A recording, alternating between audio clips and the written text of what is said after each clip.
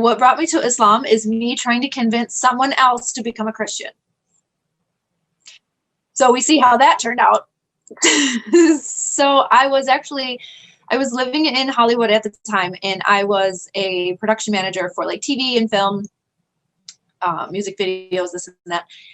And I was very Christian, and I was like teaching Sunday school, all this. And there was a colleague of mine that worked on this HBO show with me, and he was Muslim. And I was trying to convince him that he should come to church with me so he could, see the truth, of course.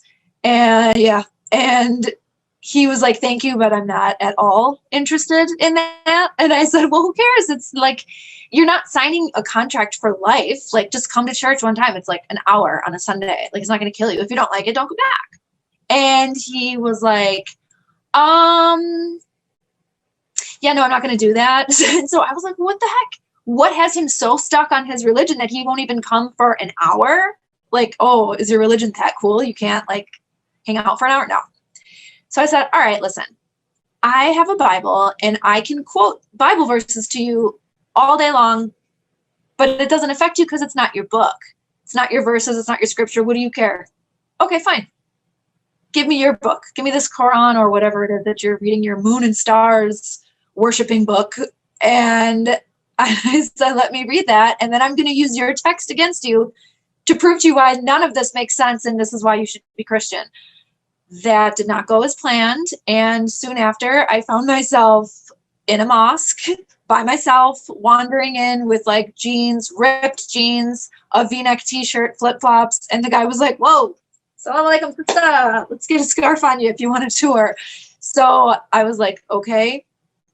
And before I knew it, I was just blown away by the truth of this book that I was supposed to be using for research only.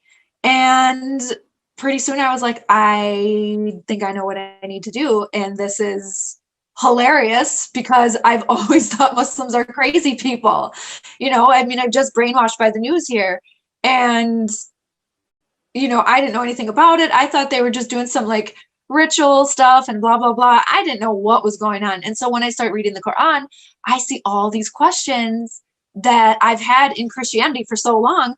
All of them were answered. And I'm like, wait a minute.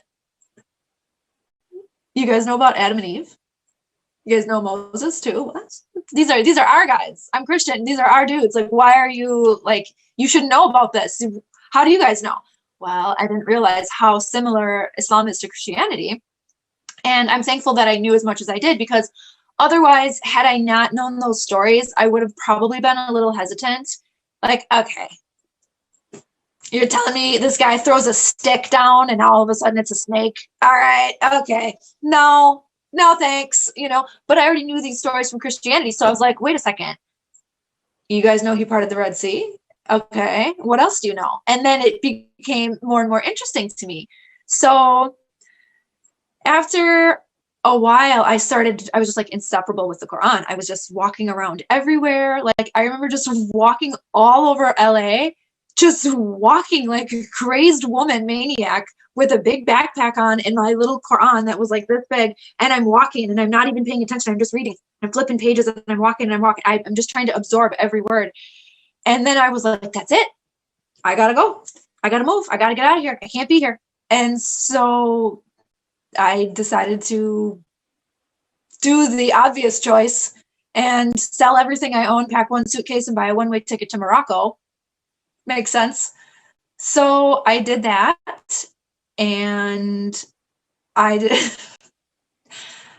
have a job. I didn't have family there, friends. I had nothing, no idea what I'm doing.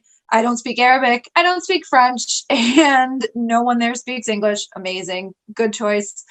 I didn't really know what was going to happen, but I knew that I needed to make hijrah because I'm living in LA, and it's like, I'm like cruising Sunset Boulevard at night, like hanging with celebrities and living this like glamorous life that everyone wants that I could care less about. So I said, I got to move. I got to get out of here. And especially if I want to become Muslim for real, I cannot do that living in Hollywood. Like, it's never going to happen. My friends will never accept this. they'll tease me. I'll just be, you know, just a pile of nothing, because everybody's going to be like, okay, what are you, some wannabe Arab? Okay, you're Muslim, whatever, let's go out. You know, I knew that they weren't going to take me seriously. So I said, okay, that's fine. If my surroundings are going to change who I am, then if I want to change who I am, I should change my surroundings. So I did that, moved to Morocco, and decided to take my Shahada there in Casablanca, because I was almost done with the Quran, almost done. And I said, wait a minute, I want to wait. It took me like 2 weeks after I arrived to finish the rest of it, because I was like, everything makes sense, but I don't want to take the Shahada and become Muslim, because I know what a serious decision and life-changing statement that it is. You don't just like undo it and say, no, I was just kidding, I want to be Christian again. I knew that it was something very, very serious. So I said, well, I don't want to have this book that I'm 98% done with, and then I become Muslim, and all of a sudden the last, like, chapter and a half, there's some little like, oh, by the way, this, and this. And then I didn't want to be stuck.